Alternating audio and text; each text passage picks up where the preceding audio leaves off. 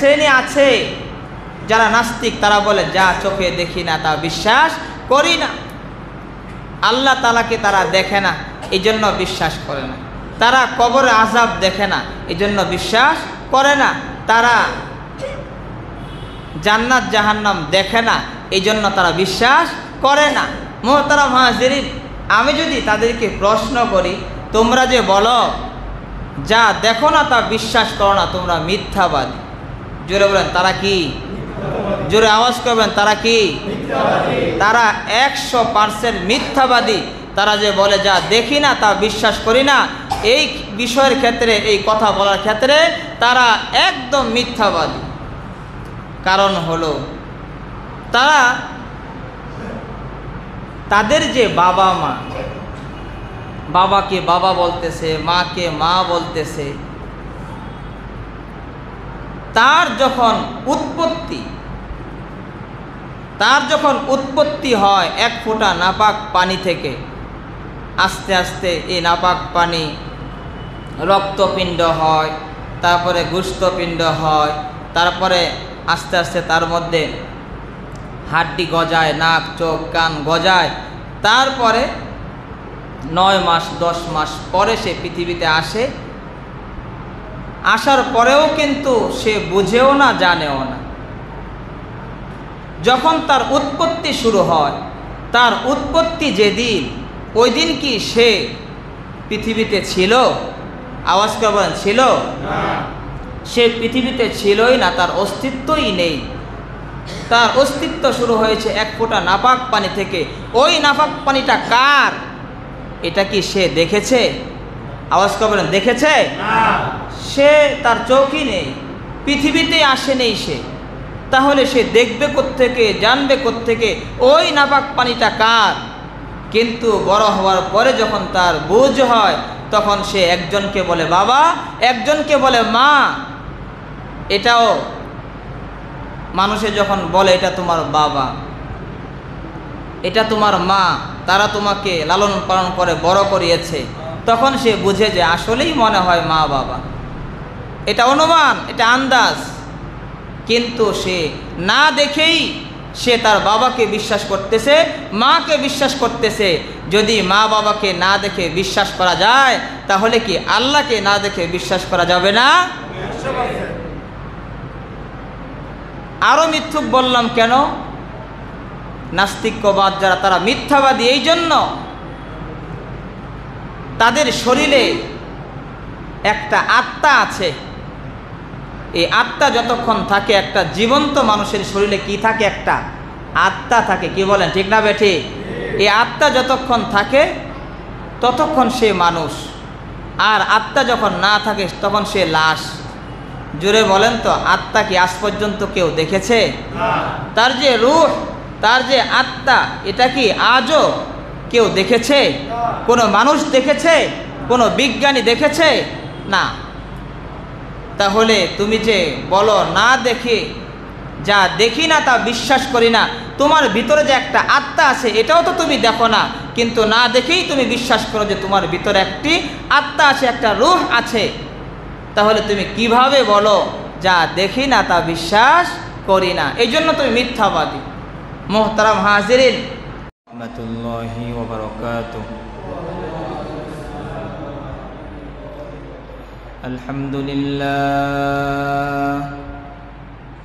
আলহামদুলিল্লাহি ওয়া কাফা ওয়া সালামুন আলা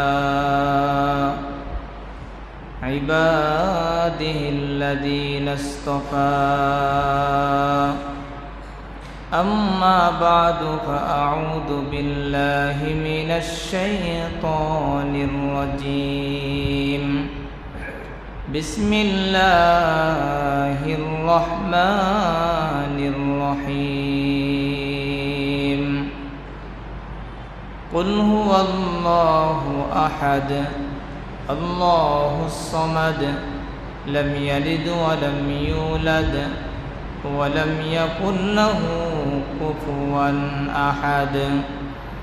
وقال النبي صلى الله عليه وسلم سترون ربكم كما ترون هذا القمر في ليلة البدر أو كما قال عليه الصلاة والسلام اللهم صل على محمد وعلى آل محمد كما صليت على إبراهيم وعلى آل إبراهيم إنك حميد مجيد اللهم بارك على محمد وعلى آل محمد كما باركت على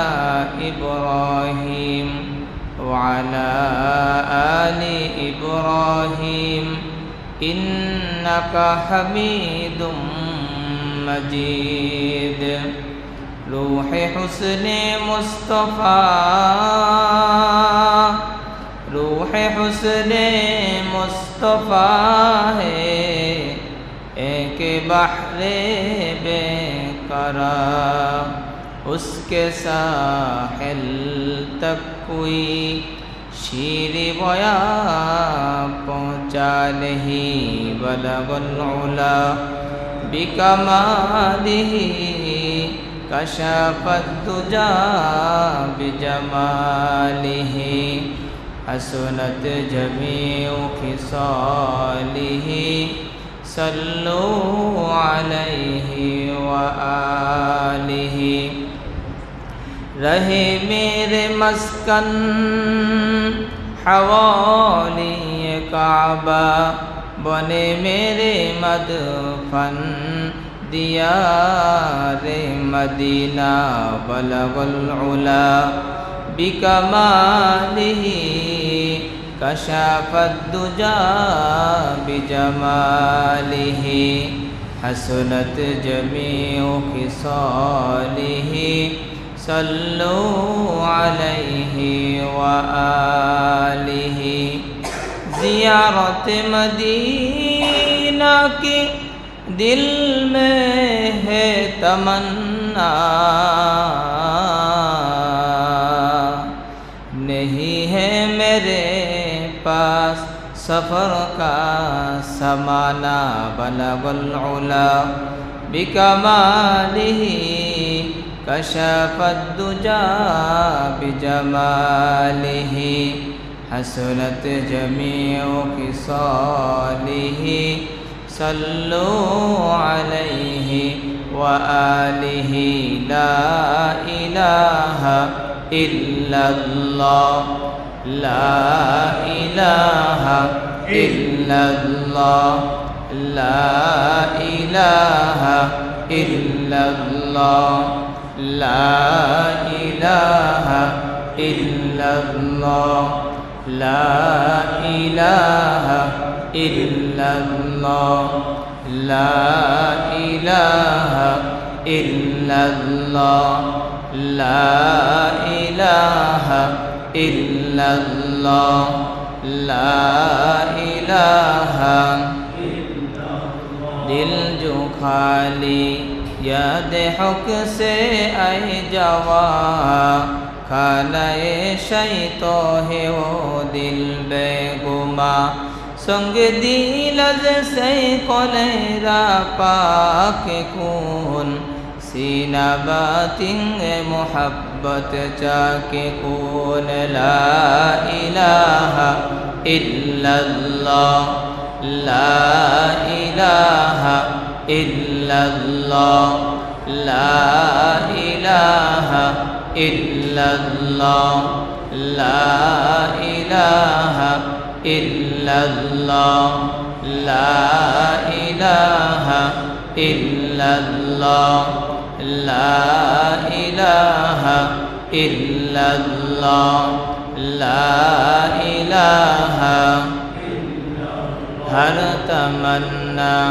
दिल से रुखसत हो गई अब तो आजा अब तो खिलवत हो गई ला इलाहा इल्लल्लाह ला इलाहा इल्लल्लाह ला इलाहा इल्लल्लाह ला इलाहा इल्लल्लाह ला इलाहा। सब खुशियों को आग लगा दो मौला, गम से तेरे दिल शाद रहे। अब तो रहे बस तादो में आखिर विरद जुबा आई मेरे इला ला इलाहा इल्लल्लाह ला इलाहा इल्लल्लाह ला इलाहा इल्लल्लाह ला इलाहा इल्लल्लाह ला इलाहा इल्लल्लाह ला इलाहा।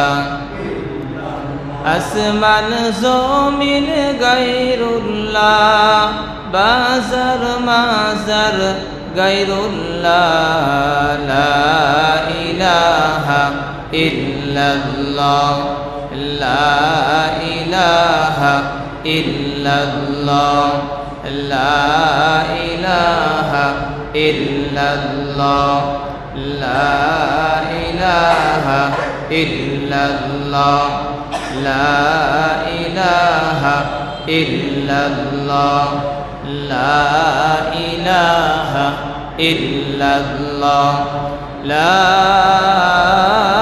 ইলাহা ইল্লাল্লাহ মুহাম্মাদুর রাসূলুল্লাহ সাল্লাল্লাহু আলাইহি ওয়াসাল্লাম। আলহামদুলিল্লাহ, রব্বে কারীমের দরবারে লক্ষ কোটি শুকরিয়া জ্ঞাপন করছি যে মনিবাদ আমাদেরকে পবিত্র জুমার দিনে জুমার সালাত আদায় করার লক্ষ্যে অত্যন্ত মায়া করে মহব্বত করে ভালোবেসে দুনিয়ার সমস্ত ঝামেলা থেকে আমাদেরকে মুক্ত করে হায়াতের মূল্যবান সময়ের কিছু সময় ব্যয় করার জন্য সর্বাগ্নে মসজিদে আসার বসার তৌফিক দান করেছেন। কোরআন ও হাদিস থেকে কিছু আলোচনা আমলের নিয়তে শোনার তৌফিক দান করেছেন। এই জন্য সকলেই কালিমাতুশ শুকুর, জবান খুলে ভক্তি ভরে মোহাব্বতে সমস্বরে সকলে বলি আলহামদুলিল্লাহ। মোহতারাম হাজিরিন, আমি আপনাদের সামনে 30 নম্বর পারাত সূরা ইখলাস তেলাওয়াত করেছি। নবীজির অসংখ্য হাদিস থেকে এক টুকরা হাদিস তেলাওয়াত করেছি। আয়াত এবং হাদিসকে সামনে নিয়ে আজকের আলোচনার বিষয় হবে আল্লাহ তাআলার পরিচয় সম্পর্কে, ওমা তৌফিক ইল্লা বিল্লাহ। মোহতারাম হাজিরিন, আল্লাহ তাআলার পরিচয় লাভ এটা এক জরুরি বিষয়। আল্লাহ তাআলার পরিচয় লাভ করতে হবে কেন? আল্লাহ তাআলার পরিচয়, মানুষের পরিচয় হয় সাক্ষাতে। একজন আরেকজনের সাথে যখন সাক্ষাৎ হয় তখন তার সাথে তার পরিচয় হয়। আল্লাহ তাআলার সাথে তো আমাদের সাক্ষাৎ নেই, আমাদের সাক্ষাৎ হয় না, আল্লাহ তাআলাকে দেখাই যায় না। কি বলেন, ঠিক না বেঠিক? যেহেতু দেখাই যায় না তাহলে সাক্ষাৎ হবে কিভাবে? আর সাক্ষাৎ যেহেতু সাক্ষাতের মাধ্যমে পরিচয় হয়, তাহলে আল্লাহ তাআলার সাথে তো আমাদের সাক্ষাৎই হবে না, সাক্ষাৎ হয় না।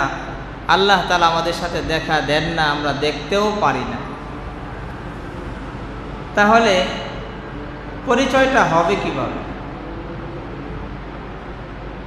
অথচ আল্লাহ তাআলার সাথে পরিচয় হওয়া, পরিচয় পাওয়া, আল্লাহ তাআলার পরিচয় লাভ করা, এটা অতীব জরুরি। কারণ হলো, কেউ যদি আল্লাহ তাআলার পরিচয় থেকে দূরে থাকে, পরিচয় না জানে, তাহলে সে আল্লাহ তাআলার পরিচয় না জানার কারণে সে অবাধ্য হয়ে জাহান্নামের উপযুক্ত হয়। জোরে বলেন নাউজুবিল্লাহ। যেমন কোনো স্কুলে যদি কোনো শিক্ষক থাকে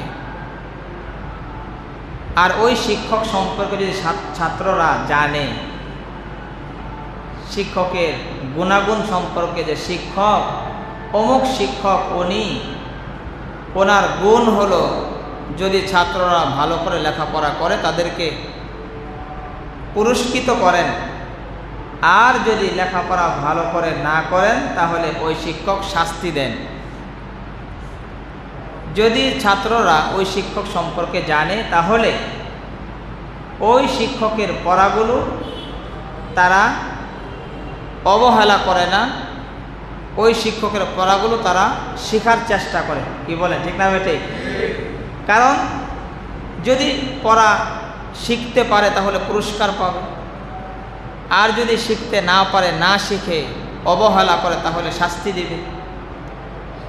ঠিক তেমনিভাবে আল্লাহ তাআলার পরিচয় যারা জানবে, আল্লাহ তাআলার পরিচয় যাদের কাছে আছে আর যাদের কাছে নেই তাদের মধ্যে অনেক পার্থক্য। যাদের কাছে আল্লাহ তাআলার পরিচয় নেই, আল্লাহ তাআলার পরিচয় যারা জানে না, তারা আল্লাহ তাআলার অবাধ্য হয়ে জীবন যাপন করে। কারণ আল্লাহ তাআলা সম্পর্কে তার কোনো ধারণাই নেই, সে জানে না আল্লাহ তাআলার পরিচয় কি, এজন্য সে জীবন যাপন করে আল্লাহ তাআলার অবাধ্য হয়ে। পরিণাম হয় জাহান্নামের যোগ্য হয়ে যায়। আর যার কাছে আল্লাহ তাআলার পরিচয় জানা আছে সে আল্লাহ তাআলার বাধ্য হয়ে জীবন যাপন করে জান্নাতের উপযুক্ত হয়। জোরে বলেন সুবহানাল্লাহ। এই জন্য জান্নাতের উপযুক্ত হওয়ার জন্য আল্লাহ তাআলার পরিচয় জানা প্রয়োজন। মুহতারাম হাজিরিন, আল্লাহ তাআলা তার পরিচয় সূরা ইখলাসের মধ্যে আল্লাহ তাআলা তার পরিচয় তুলে ধরেছেন।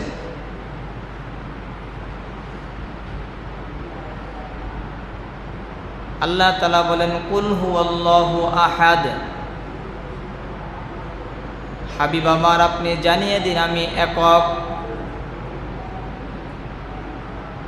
আল্লাহুস সামাদ, আমি অমুখাপেক্ষী, আমি কারো মুখাপেক্ষী নয়। লাম ইয়ালিদ ওয়া লাম ইউলাদ, আমি কাউকে জন্ম দেই না, আমিও কারো থেকে জন্ম হয়নি। ওয়ালাম ইয়াকুল লাহু কুফুয়ান আহাদ, আমার সমকক্ষ কেউ নেই। আল্লাহ তাআলা সূরা ইখলাসে তার পরিচয় তুলে ধরেছেন। নবীজির এলাকায় যারা ছিল, এক শ্রেণী ছিল মূর্তি পূজক, যারা মক্কারই অধিবাসী। আরেক শ্রেণী ছিল যারা ইহুদি, যারা মদিনার অধিবাসী। আরেক শ্রেণী ছিল খ্রিস্টান, যারা মদিনা থেকে একটু দূরের অধিবাসী। তাহলে শ্রেণী মোট হয়েছে কয়টি? যেরকম কয়টি? এক শ্রেণী হলো মূর্তি পূজক, মক্কারই অধিবাসী, নবীজির আশেপাশের তারা। আরেক শ্রেণী হলো ইহুদি, যারা মদিনার অধিবাসী। আরেক শ্রেণী হলো যারা খ্রিস্টান, মদিনা থেকে একটু দূরের অধিবাসী। নবীজি যখন আল্লাহ তাআলার প্রতি দাওয়াত দিতেছিলেন, কুলু লা ইলাহা ইল্লাল্লাহ তুফলিহুন, তোমরা বলো লা ইলাহা ইল্লাল্লাহ, তোমরা বলো, তাহলে তোমরা সফল কাম হবে। নবীজি যখন এই দাওয়াত দিতেছিলেন, এই তিন শ্রেণীর মানুষ তারা বলে, মুহাম্মদ তুমি কোন আল্লাহর দাওয়াত আমাদেরকে দাও? আমরা তো আল্লাহ তাআলাকে আল্লাহ নামেই চিনি, আল্লাহ নামেই ডাকি। আল্লাহ তাআলাকে তো আল্লাহ নামেই ডাকি, আমরা আল্লাহ নামেই তো চিনি, তুমি আবার কোন আল্লাহর দাওয়াত আমাদেরকে দাও?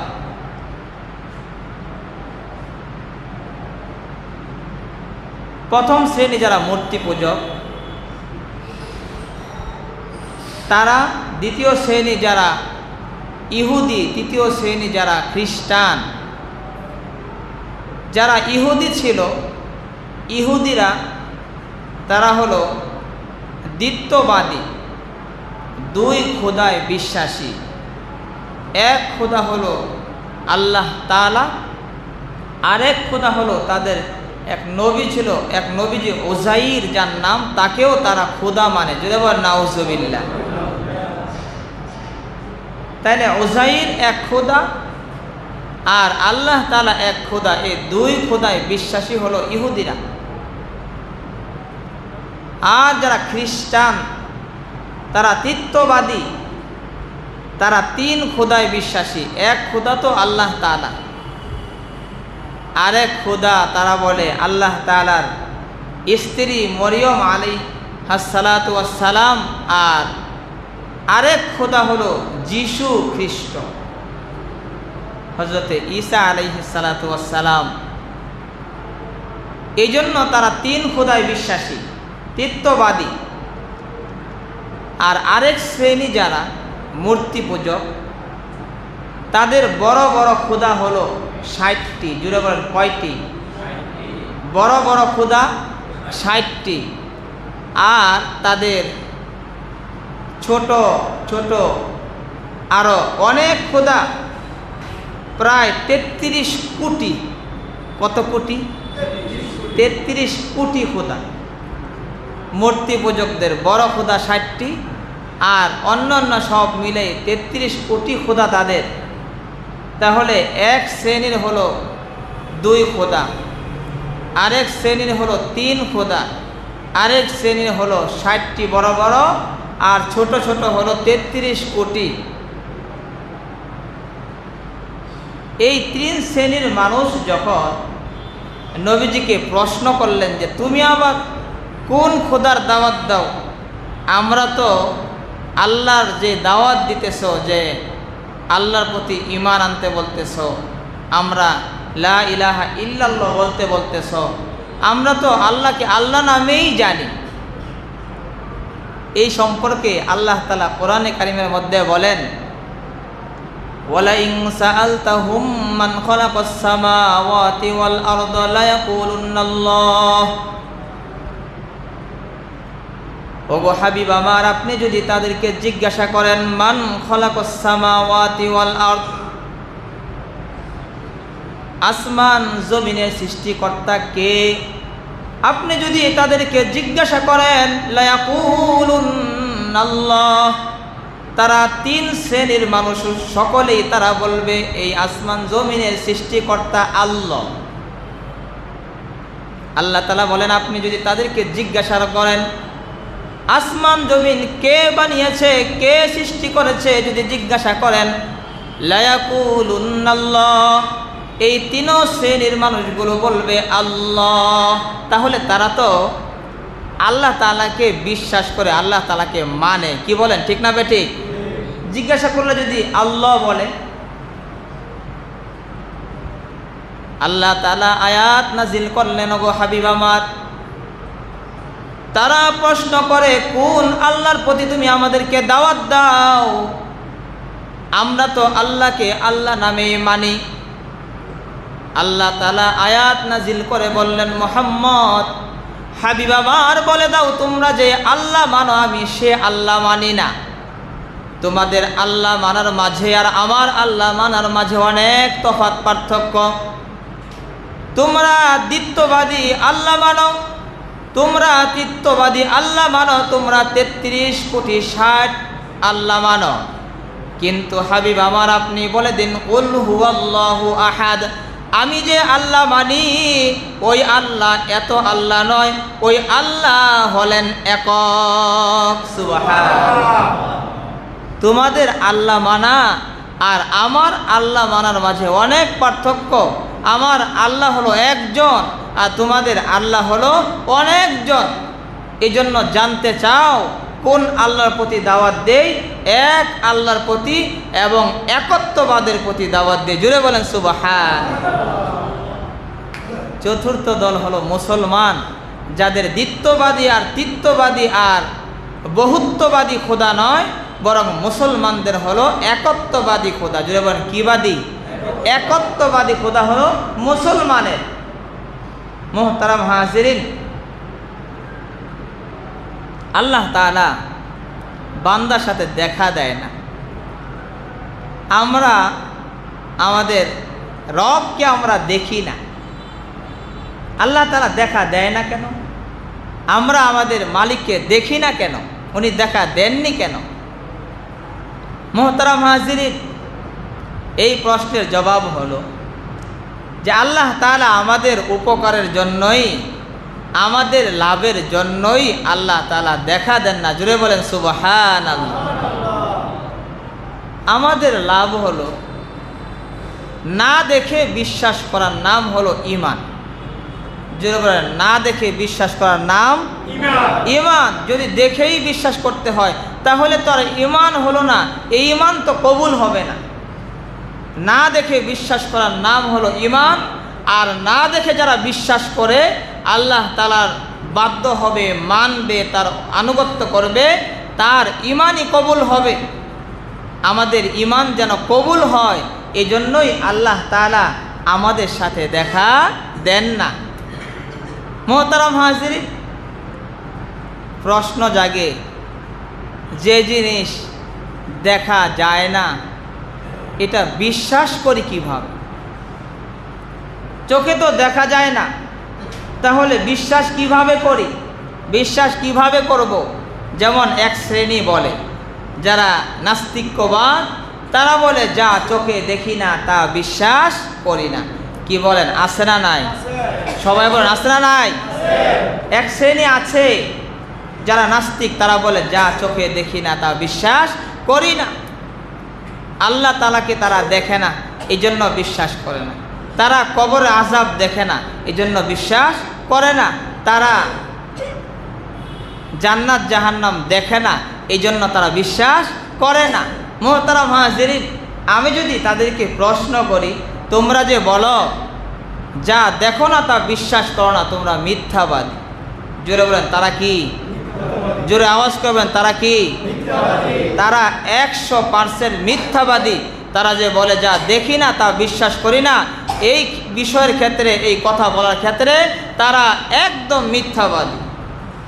কারণ হলো তারা তাদের যে বাবা মা, বাবাকে বাবা বলতেছে, মাকে মা বলতেছে, তার যখন উৎপত্তি হয় এক ফোঁটা নাপাক পানি থেকে, আস্তে আস্তে এই নাপাক পানি রক্তপিণ্ড হয়, তারপরে গোশতপিণ্ড হয়, তারপরে আস্তে আস্তে তার মধ্যে হাড্ডি গজায়, নাক চোখ কান গজায়, তারপরে 9 মাস 10 মাস পরে সে পৃথিবীতে আসে। আসার পরেও কিন্তু সে বুঝেও না, জানেও না। যখন তার উৎপত্তি শুরু হয়, তার উৎপত্তি যেদিন, ওই দিন কি সে পৃথিবীতে ছিল? আওয়াজ করবেন, ছিল?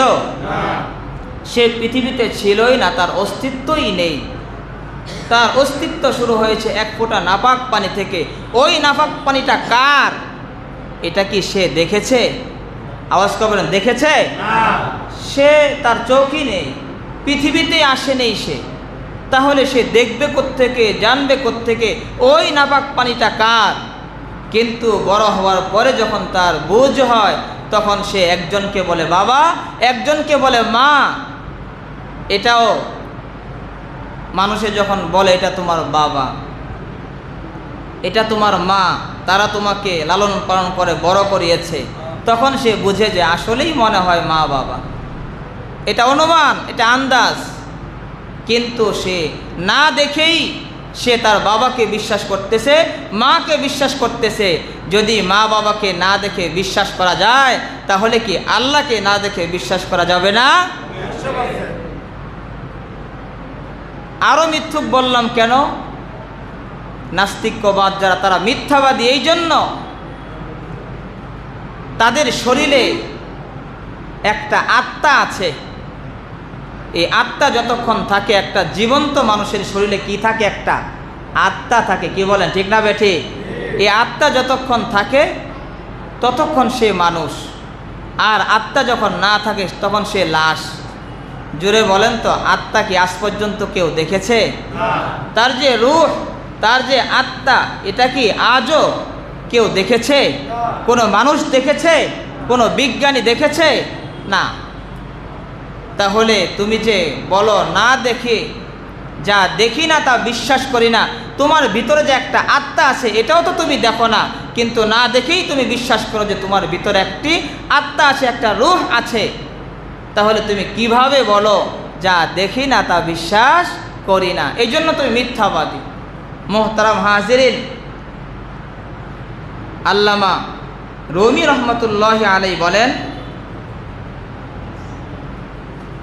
মানুষের ভিতরে আত্মাটাই যথেষ্ট আল্লাহর পরিচয় পাওয়ার জন্য, আল্লাহর পরিচয় জানার জন্য।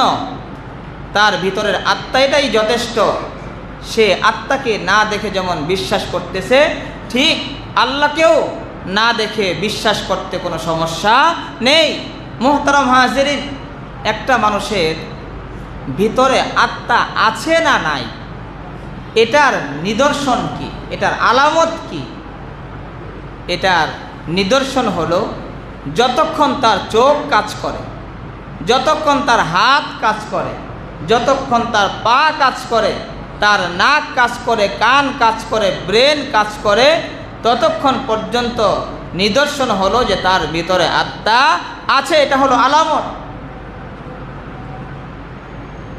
যখন তার সব নিস্তেজ হয়ে যায় তখন নিদর্শন হলো যে তার ভিতরে আত্মা আর নেই, যেহেতু কোনো কাজ আর করে না। তাহলে নিদর্শন দেখে বোঝা যায় যে তার ভিতরে আত্মা আছে না নাই। ঠিক তেমনি ভাবে আল্লাহ তাআলা বলেন, তোমরা আমাকে দেখো না, কিন্তু আমার কিছু নিদর্শন আমি রেখেছি তোমাদের মাঝে। এই নিদর্শনের দিকে যদি তুমি তাকাও, তাহলে আমি আল্লাহ তাআলার পরিচয় তোমরা এই নিদর্শনের মধ্যে পেয়ে যাবে। সুবহানাল্লাহ। আল্লাহ তাআলা বলেন, ইন্না ফি খালকিস সামাওয়াতি ওয়াল আরদি ওয়াখতিলাফিল লাইলি ওয়ান নাহার, ইন্না ফি খালকিস সামাওয়াতি ওয়াল আরদি ওয়াখতিলাফিল লাইলি ওয়ান নাহার লাআয়াতিল লিউলিল আলবাব। আল্লাহ তাআলা বলেন, আসমান জমিনের সৃষ্টির মধ্যে, আসমান জমিনের সৃষ্টির মধ্যে, রাত দিন পরিবর্তনের মধ্যে আমি আল্লাহ তাআলার নিদর্শন রয়েছে। তোমরা যদি এই নিদর্শনের প্রতি তোমরা যদি তাকাও, এগুলো নিয়ে যদি তোমরা গবেষণা করো, তাহলে আমি আল্লাহর পরিচয় তোমরা পেয়ে যাবে। সুবহানাল্লাহ। মুহতারাম হাজিরিন, আল্লাহ তাআলা আসমান জমিনের কথা বলেছেন যে এগুলো আমার নিদর্শন, এগুলো নিয়ে গবেষণা করলে তোমরা আমার পরিচয় পাবে। মুহতারাম হাজিরিন, আল্লাহ তাআলা অন্য আয়াতের মধ্যে বলেন, আলাম তারাউ কাইফা খালাকাল্লাহু সাবআ সামাওয়াতিন তিবাকা, তোমরা কি দেখো না আমি আল্লাহ তাআলা কেমন ভাবে 7টি আসমান তৈরি করেছি? জোরে বলেন, কয়টি আসমান? 7টি আসমান আমি কিভাবে তৈরি করেছি তোমরা কি দেখো না? আল্লাহ তাআলা আসমান বলতে যা বুঝিয়েছেন আর বিজ্ঞান আসমান বলতে যা বোঝায়, দুটার মধ্যে পার্থক্য। বিজ্ঞান বলে আসমান বলতে এই মহাশূন্যটা বোঝায়। আমরা যে মহাশূন্যটা দেখতে পাই, এই মহাশূন্যটা হলো আসমান। কিন্তু কোরআনের মধ্যে আসমান শব্দ বলে হাদিসের মধ্যে যে শব্দ বোঝানো হয়েছে, অর্থ বোঝানো হয়েছে, সেটা হলো শুধুমাত্র এই মহাশূন্যই আসমান নয়, বরং এই মহাশূন্যকে আরেকটি পদার্থ চতুর্দিক থেকে তাকে ঘিরে রেখেছে। এই মহাশূন্যটাকে চতুর্দিক থেকে একটা পদার্থ ঘিরে রেখেছে। ওই পদার্থটাকেও কি বলা হয়? আসমান বলা হয়। শুধুমাত্র এই মহাশূন্যকেই আসমান বলা হয় না। তাহলে কোরআনের ভাষায়, কোরআনে আল্লাহ তাআলা যে আসমান শব্দ ব্যবহার করেছেন, এটা হলো দুইটি বিষয়ের নাম। একটা হলো মহাশূন্য, আরেকটি হলো মহাশূন্যকে একটা পদার্থ বেষ্টন করে আছে, ঘিরে আছে, ওইটাকেও কি বলা হয়? আসমান বলা হয়। মুহতারাম হাজিরিন, বিজ্ঞান বলে এই আসমান, জমিন থেকে আসমানের দূরত্ব হলো 500 বছরের রাস্তা। জুড়ে বলুন, কত শত বছর? 500 বছরের রাস্তা। আর 500 বছরের রাস্তা হলো প্রথম আসমান। কোরআন বলে প্রথম আসমানকে যে পদার্থ ঘিরে রেখেছে, ওই পদার্থটাও আরো 500 বছরের রাস্তা। জুড়ে বলেন সুবহানাল্লাহ। বিজ্ঞান বলে না, এই মহাশূন্যটাই আসমান, এটার উপরে আর কিছু নেই। মুহতারাম হাজিরিন, যারা বিজ্ঞানী, যেহেতু প্রথম আসমানটাই 500 বছরের রাস্তা, একজন বিজ্ঞানী বাঁচে কয় বছর? সর্বোচ্চ 100। কত? 100। 500 বছর তো সে বাঁচেই না, তাহলে সে তার হায়াতই 100 বছর, 60 বছর, 70 বছর, অথচ প্রথম আসমান পর্যন্ত যেতেই তার লাগবে 500 বছর। সুতরাং যেহেতু তারা যেতেও পারে না, এজন্য যেতে না পারার কারণে তারা বলে এই মহাশূন্যের উপরে আর কিছুই নেই। এটা না জানার কারণে এবং যেতে না পারার কারণে বলে, কিন্তু মূলত আছে না নাই? সবাই বলেন, আছে না নাই? আছে। আমরা কিভাবে বুঝবো যে আছে? নবীজি মেরাজে গিয়েছিলেন। নবীজির সহযোগী ছিল ফেরেশতা জিবরাইল আলাইহিস সালাতু ওয়াস সালাম। দুনিয়ার কোনো যান্ত্রিক কোনো বিষয় নয়। সহযোগী ফেরেশতা মুহূর্তের মধ্যে চলে গেছেন।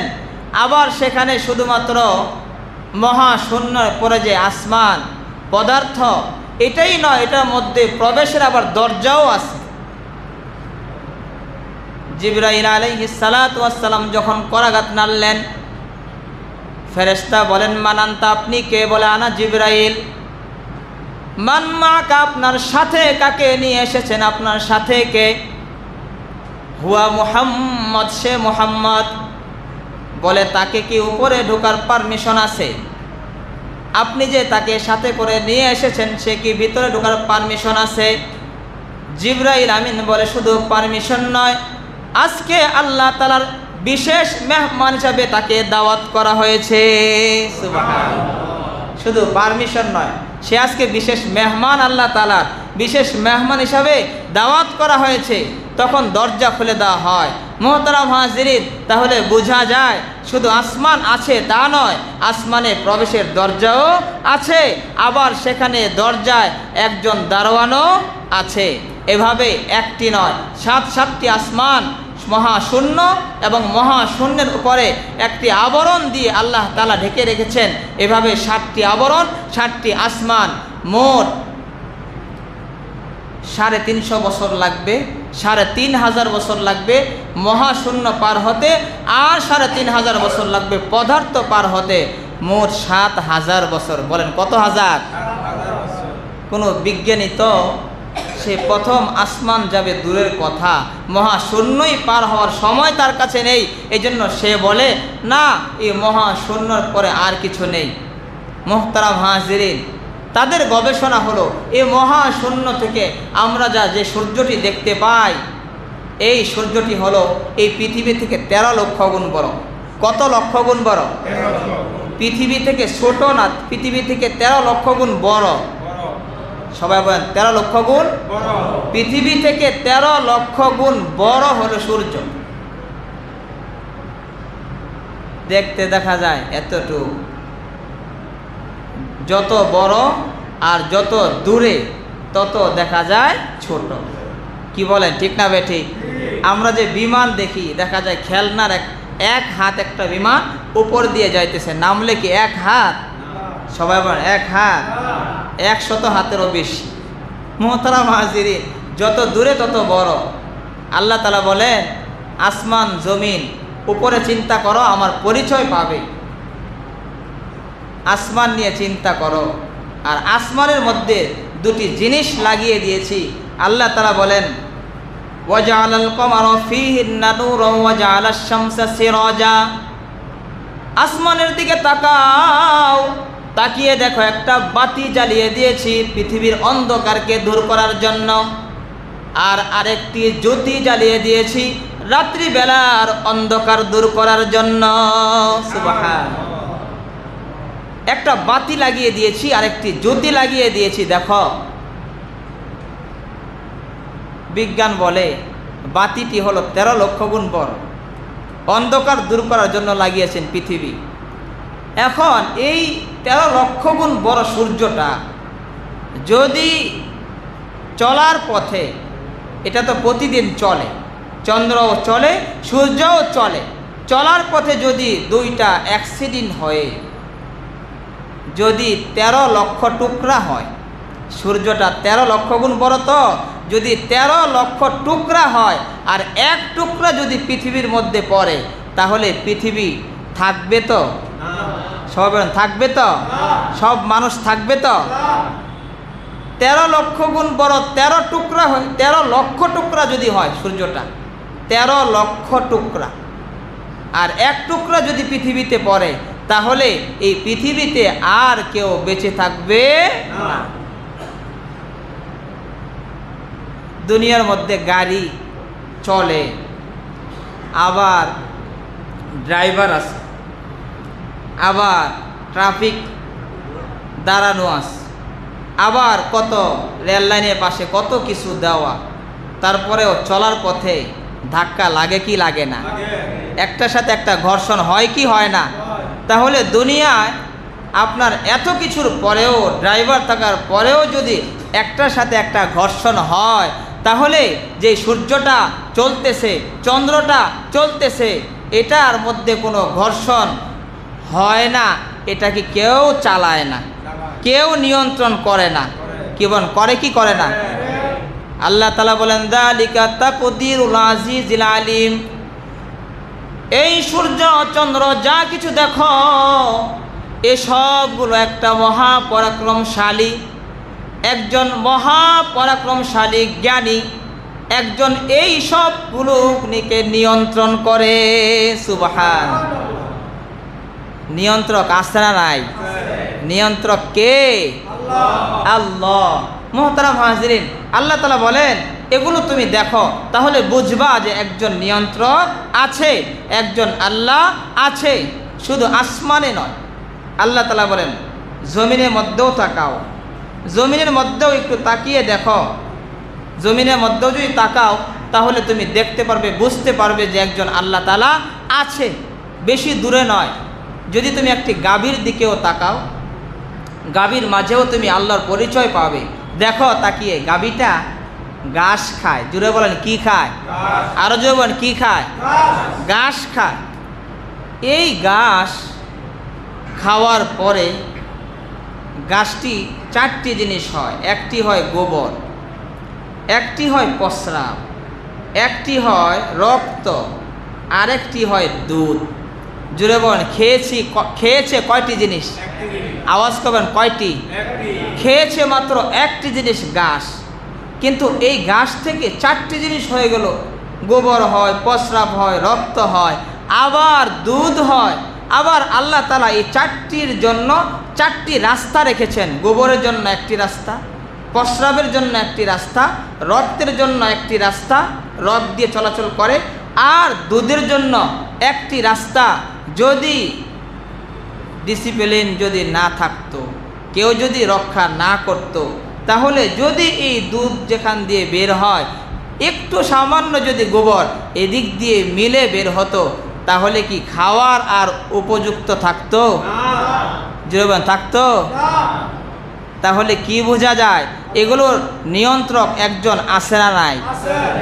খেয়েছে একটি, হয়ে গেছে 4টি। আবার কি সুস্বাদু দুধ, আবার রাস্তাও চারটি।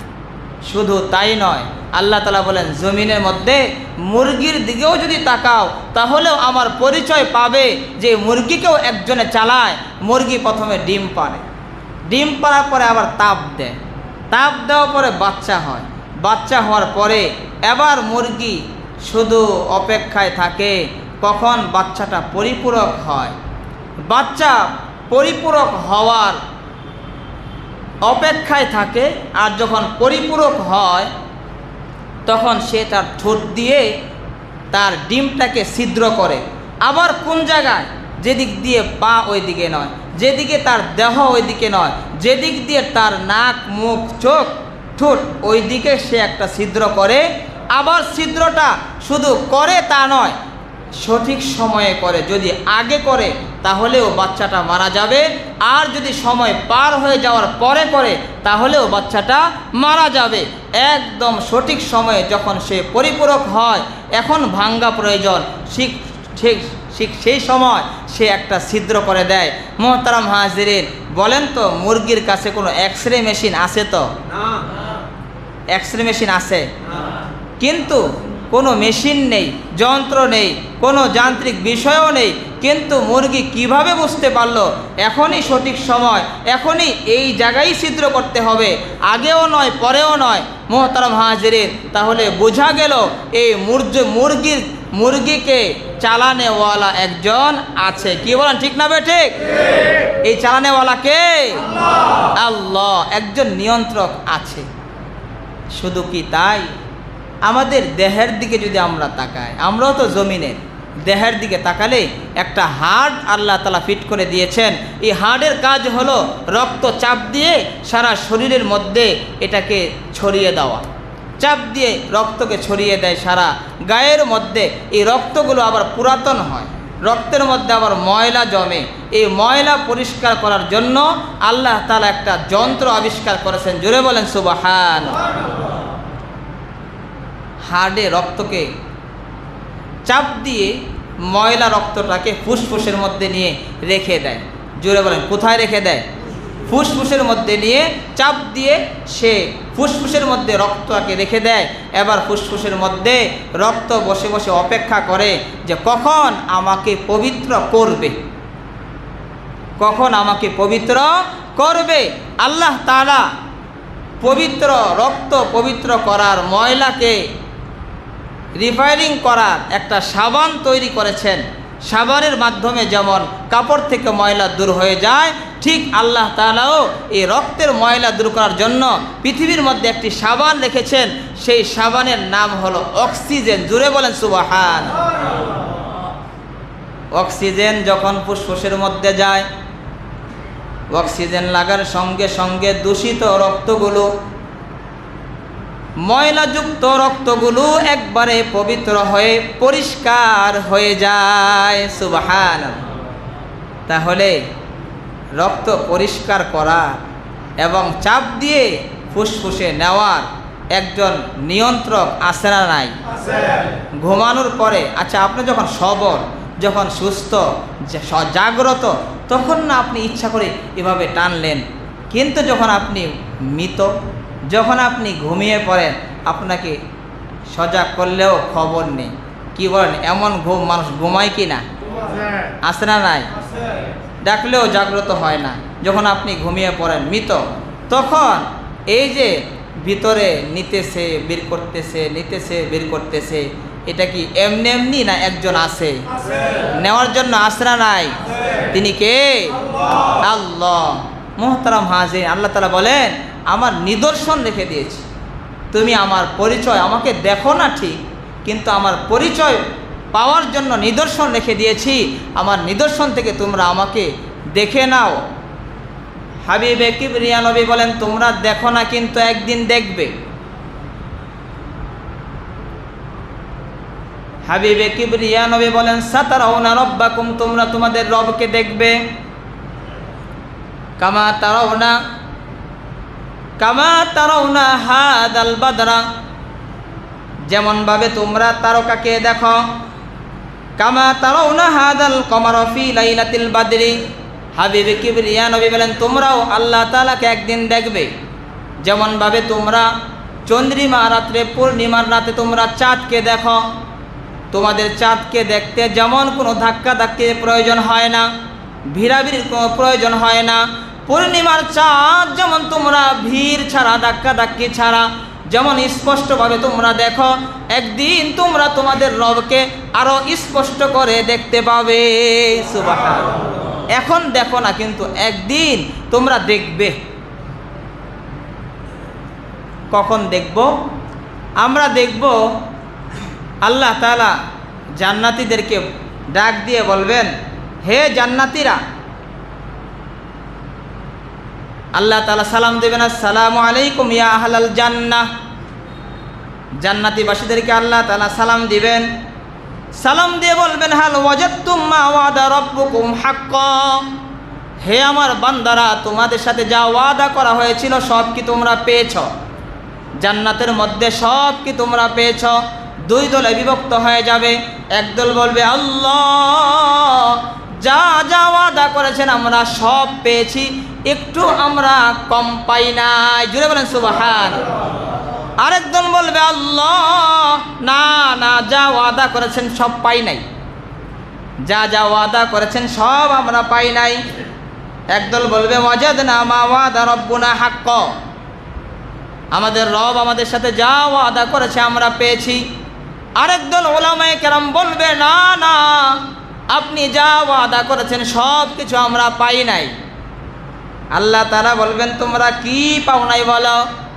উলামায়ে কেরাম বলবেন, আমাদের হাবিব আমাদেরকে বলেছেন, সাতারাউনা রাব্বাকুম, তোমরা তোমাদের রবকে একদিন দেখতে পাবে। কামা তারাউনা হাদাল কমার, যেমনভাবে তোমরা পূর্ণিমার রাতের চন্দ্রকে দেখতে পাও, ফি লাইলাতিল বাদরি, পূর্ণিমার রাতের চন্দ্রকে যেমন দেখতে পাও, একদিন তোমরা তোমাদের রবকে দেখতে পারবে। আমরা অনেক নিয়ামত পেয়েছি, কিন্তু আমরা এখনো আপনাকে দেখতে পাই নাই। সুবহানাল্লাহ। আপনাকে, আপনার জন্যই তো সব। আপনাকে সেজদা করলাম, আপনার ইবাদত করলাম, বন্দেগী করলাম, জান্নাত পাবো, আপনি জান্নাত দিবেন। আর আমাদের নবী বলেছেন আপনাকে দেখব, কত নিয়ামত পেলাম, কিন্তু আপনাকে দেখার যে নিয়ামত এটা এখনো পর্যন্ত পাই নাই। আল্লাহ তাআলা হুর গিলমানদেরকে বলবে, একটা মাহফিলের আয়োজন করো, মাহফিলের মধ্যে রাজ সিংহাসনের ব্যবস্থা করো। আমার বান্দারা, প্রত্যেকের জন্য রাজ সিংহাসনের ব্যবস্থা করো, তারা এসে বসবে। এবার সবাই এসে যখন আসন গ্রহণ করবে, জান্নাতীরা তাকিয়ে দেখবে 3টা আসন এখনো পর্যন্ত খালি, এখনো পর্যন্ত 3টা আসনে কেউ এসে বসে না। কিছুক্ষণ পরে ঘোষণা হবে, আপনাদের মাঝে বিশেষ অতিথি আসন গ্রহণ করবেন। জুড়ে বলেন সুবহানাল্লাহ। হযরতে দাউদ আলাইহিস সালাতু ওয়াস সালাম বিশেষ অতিথির আসন অলঙ্কৃত করবেন। আবার কিছুক্ষণ পরে এবার ঘোষণা হবে, এবার প্রধান অতিথির আসন অলঙ্কৃত করবেন হাবিবে কিবরিয়া নবী জনাবে মুহাম্মাদুর রাসূলুল্লাহ সাল্লাল্লাহু আলাইহি ওয়াসাল্লাম, আজকে প্রধান অতিথি। কিছুক্ষণ পরে আবার ঘোষণা হবে, আজকের মাহফিলের সভাপতিত্ব করবেন আমাদের সকলের রব আল্লাহ তাআলা। সুবহানাল্লাহ। এবার আল্লাহ তাআলা আসন অলঙ্কৃত করে বসবেন। 40,000 বছর চলে যাবে, সবাই আল্লাহ তাআলার দিকে তাকিয়ে থাকবে 40,000 বছর। জুড়ে বলেন সুবহানাল্লাহ। আল্লাহ তাআলা বলবেন, হে জান্নাতীরা শোনো, হাল মিন মাজিদ, আরও কি কোনো নিয়ামত তোমাদের জানার বাকি আছে? আরও কি কোনো নিয়ামত তোমরা চাও? আল্লাহ তাআলা বলবে, আর কি নিয়ামত? আবার আল্লাহ তাআলা বলবে, না না, আরও নিয়ামত বাকি আছে। দুনিয়ার মধ্যে তোমরা গজল শুনেছো, আজকে মাহফিলের মধ্যে গজল হবে। যেমন কি হবে? দুনিয়ার মধ্যে গজল শুনেছ, আজকে গজল হবে। দাউদ আলাইহিস সালাতু ওয়াস সালামকে বলবেন, দাউদ তোমাকে আমি এমন কণ্ঠ দিয়েছি, যেই কণ্ঠ দিয়ে জাবর যখন তেলাওয়াত করতে আসমানের পাখিগুলো এসে তোমার পাশে বসে যেত, সমুদ্রের মাছগুলো সমুদ্র থেকে পারে এসে যেত। আবার তোমার ওই কণ্ঠ দিয়ে তুমি গজল গেয়ে শোনাও। সুবহানাল্লাহ। হামদে বারি তাআলা শোনাবে। এবার আরও 40 বছর চলে যাবে। এবার আল্লাহ তাআলা বলবেন, হাবিব আমার, আনজালতু আলাইকুম কোরআন, আপনার উপরে কোরআন নাজিল করেছি, আপনার কণ্ঠে কোরআন তেলাওয়াত শোনার জন্য উতবা সাইবা কাফেররা পর্যন্ত আপনার ঘরের পাশে এসে যেত, এমন মধুর তেলাওয়াত। এই জন্য আপনি একটু কোরআনে কারিম তেলাওয়াত আজকে করে শোনান।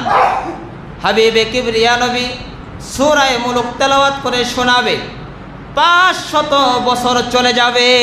সুবহানাল্লাহ।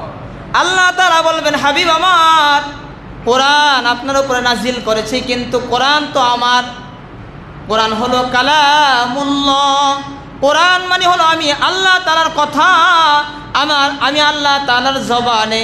কোরআন যত সুন্দর শোনা যাবে, এত সুন্দর আর কারো কণ্ঠে শোনা যাবে না। এই জন্য আমি কোরআনে কারিম তেলাওয়াত করে শোনাইতেছি। এবার আল্লাহ তাআলা সূরা ইয়াসিন তেলাওয়াত করে শোনাবে। সুবহানাল্লাহ। হাবিবে কিবরিয়া নবী মুহতারাম হাজিরিন সূরা ইয়াসিন তেলাওয়াত করবেন, আর আল্লাহ তাআলা সূরা রহমান তেলাওয়াত করবেন। মুহতারাম হাজিরিন, কোরআনের মধ্যে শুরু হলো আর রহমান। আল্লাহ তাআলা বলবেন, আনার রহমান, আমি রহমান, যে রহমানের জন্য তোমরা পাগল ছিলে, যে রহমানের তোমরা আনুগত্য করেছ, আনার রহমান, আমি সেই রহমান। মুহতারাম হাজিরিন, সেদিন আমরা আল্লাহ তাআলাকে দেখতে পাবো। মুহতারাম হাজিরিন, আমার আলোচনার বিষয় ছিল আল্লাহ তাআলার পরিচয় সম্পর্কে। আল্লাহ তাআলার পরিচয় যারা জানে তারা আল্লাহ তাআলার আনুগত্য লাভ করে তারা জান্নাতের যোগ্য হবে, আর যারা আল্লাহ তাআলার পরিচয় জানে না তারা আল্লাহ তাআলার অবাধ্য হয়ে জীবনযাপন করে জাহান্নামের যোগ্য হবে। এই জন্য জান্নাতের যোগ্য হতে হলে আল্লাহ তাআলার পরিচয় জেনে আল্লাহ তাআলার বাধ্য হয়ে জীবনযাপন যদি করি, তাহলে আমরা জান্নাতের যোগ্য হব। এই জন্য আল্লাহ তাআলার বাধ্যগত হয়ে জান্নাতের যোগ্য হতে আমরা রাজি আছি তো ইনশাআল্লাহ। আল্লাহ তাআলা আমাদের সকলকে আল্লাহ তাআলার বাধ্যগত জীবনযাপন করে জান্নাতের যোগ্য হওয়ার তৌফিক দান করে। সবাই বলে আমিন। ওয়া আখিরু দাওয়ানা আলহামদুলিল্লাহি রাব্বিল আলামিন।